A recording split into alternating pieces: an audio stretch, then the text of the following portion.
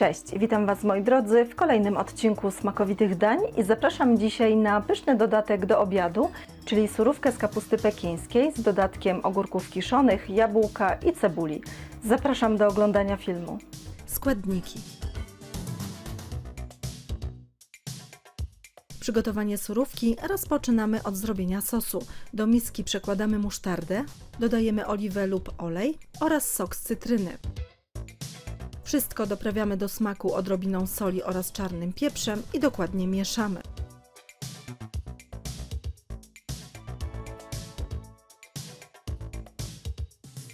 Kapustę pekińską szatkujemy.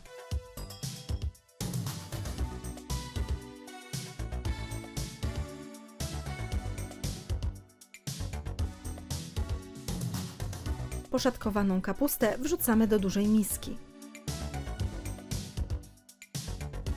Ogórki kiszone ścieramy na tarce o dużych oczkach.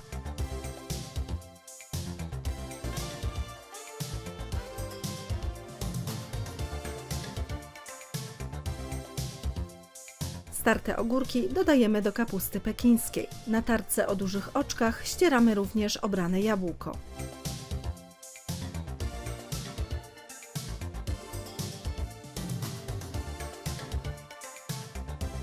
Starte jabłko dodajemy do kapusty i ogórków.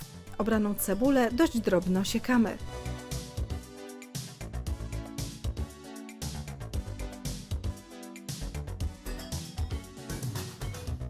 Posiekaną cebulę łączymy z pozostałymi składnikami surówki. Na końcu do surówki wlewamy sos i wszystko starannie razem łączymy.